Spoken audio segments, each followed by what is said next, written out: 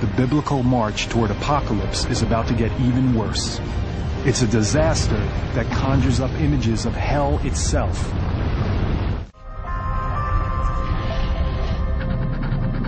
Scientists at Yellowstone take measurements. Something strange is happening. Could it be the site of a future biblical disaster? Could it be part of the 7 signs? And the second angel sounded, and as it were, a great mountain was cast into the sea.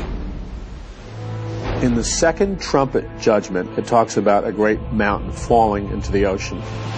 That could be an asteroid, but it uses the term mountain, and then it uses the term fire. A mountain bursting out of the ocean, erupting with fire. It's one of the most dangerous and destructive forces on Earth. Could one of the 7 signs be a volcano? A look back at ancient history provides a clue. The images of fire and brimstone that define hell were inspired by the flaming magma and sulfuric gas emitted by volcanoes. Like many violent natural events, volcanic eruptions are seen by our Christian ancestors as the result of God's wrath. Mount Vesuvius erupts in 79 AD. During the same period, John of Patmos writes the book of Revelation. The eruption buries the Roman city of Pompeii. Hot volcanic ash entombs thousands of victims for all time, frozen in their final agony. Many early Christians view this as God's punishment of the pagan Roman Empire, exacted for persecuting their Christian brethren.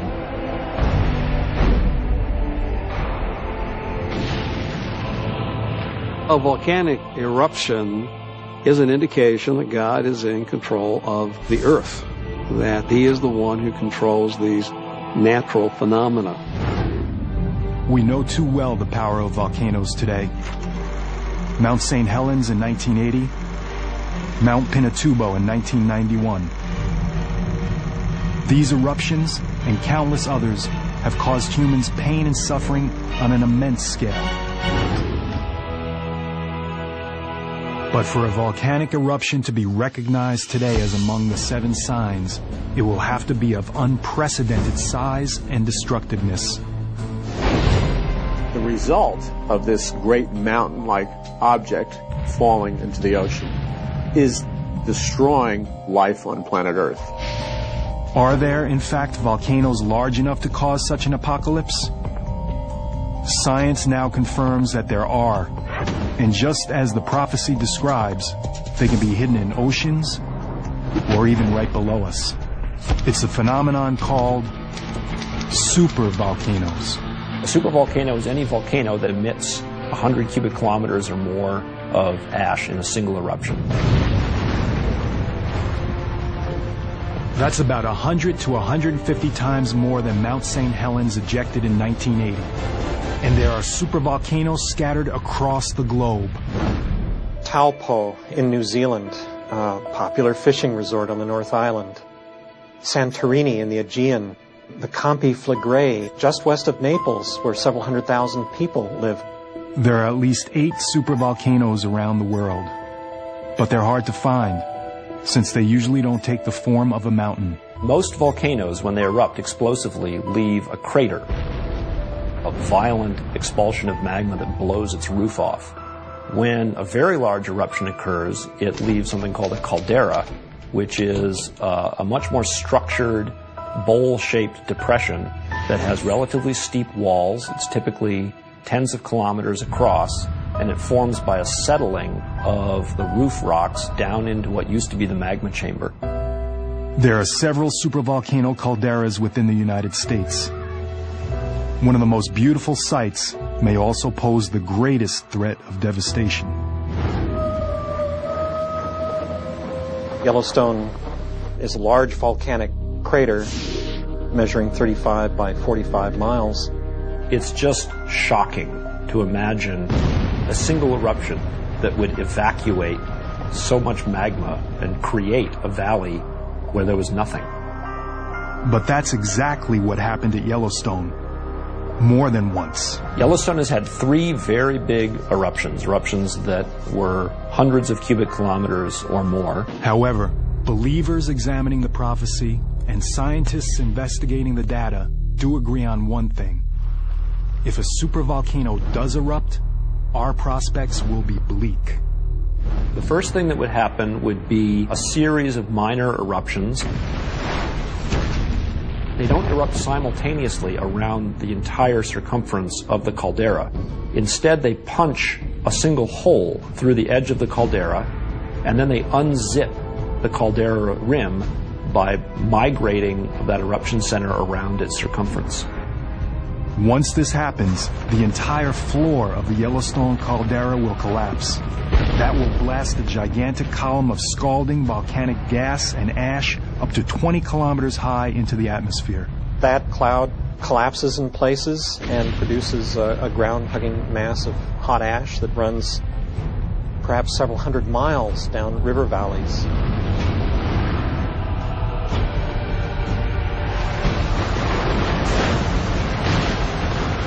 Anyone and anything within that range would almost certainly be buried and killed. As we've learned from many previous eruptions, the victims suffer a terrible death. What kills people is the ingestion of hot gases that cook you from the inside. The ash that remains airborne is carried westward by the prevailing winds. 11 western states, including a substantial part of California, become blanketed in ash. You're looking at a destruction of the grain belt in the Midwest, upon which a substantial part of the world's population living at margin depends.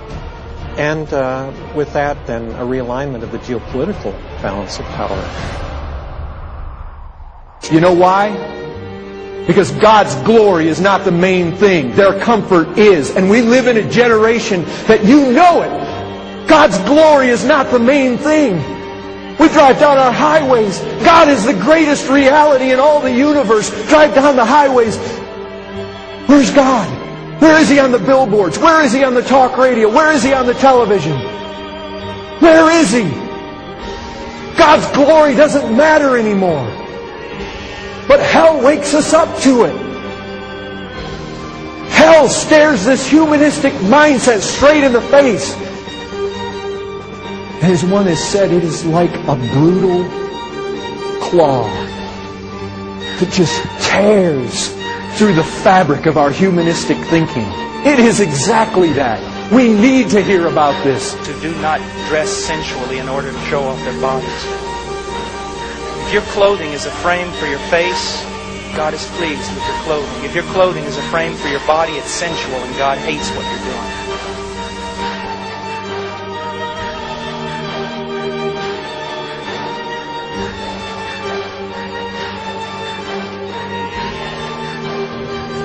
He's telling more of this horror. He says, but the sons of the kingdom will be cast out into outer darkness. Here he's saying it. It's a place of inky black, impenetrable darkness. You know, people are very uncomfortable in the dark.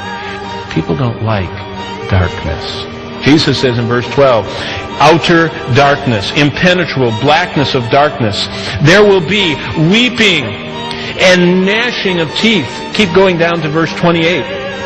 And when he had come to the other side of the country of the Gergesenes, there met him 2 demon-possessed men coming out of the tombs, so exceedingly fierce that no one could pass that way. And suddenly they cried out, verse 29, and says, what have we to do with you, Jesus, you Son of God? Look at this. Now here's a testimony from the other side. This is from a non-human. This is from non-physical. This is from a non-temporal person living on this earth. This is from a demon, an immortal intelligence, a living spirit that has phenomenal powers, that are thousands of years old, that can travel through walls, that have been in the presence of God, that have been on this earth all the way through since creation. Okay? Look what this demon says. Have you come here to torment us before the time? You see, those demons know what humans fail to know, that there is a time coming and a torment coming and a judgment inescapable coming. But for the demons, there is no hope. There is no opportunity for salvation. They chose to go into rebellion with the devil and to deny God and go against him.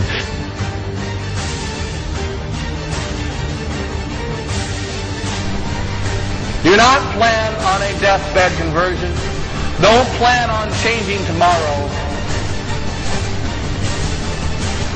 How many of us make such plans? How many couples, for instance, have told so many priests, well, you know, I'm living in a bad marriage. Well, all I have to do is wait for my first wife to die, and then I can marry the one I'm with. What if you die first?